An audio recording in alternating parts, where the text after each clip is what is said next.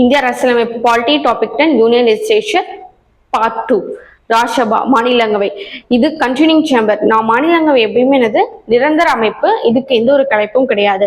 இந்த மாநிலங்களவையில இருக்கிற உறுப்பினர்களுக்குரிய ரிட்டைர்மெண்ட் வயது ரிட்டைர்மெண்ட் ஏஜ் எப்போ அப்படின்னு நம்ம பார்த்தோம் அப்படின்னா, அதாவது ஒவ்வொரு 2 வருஷத்துக்கும் 1/3 வந்து 1/3 மெம்பர்ஸ் வந்து ஓய்வு பெறாங்க. ரீஎலெக்ஷன் இருக்கா, எத்தனை முறை வேணாலும் ரீஎலெக்ஷன்ஸ் வச்சுக்கலாம்.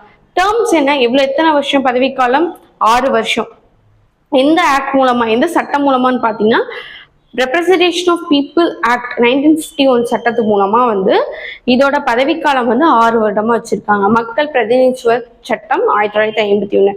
மினிமம் ஏஜ் எவ்வளவு இருக்கும்? குறைந்தபட்ச வயது வந்து உறுப்பினர்களுக்கு 30 இருக்கணும்.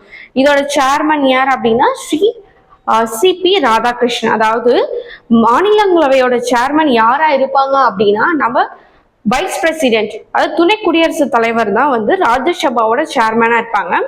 இப்ப கரண்ட் சேர்மன் யாருன்னு பார்த்தீங்கன்னா Shri CP Radhakrishnan. Deputy chairman வந்து ஸ்ரீ ஹரிவர்ஷ நாராயண சிங். செஷன்ஸ் என்னென்ன செஷன்ஸ்னா மொத்தம் 3 செஷன்ஸ் நடக்கும். Budget session, monsoon session and winter session.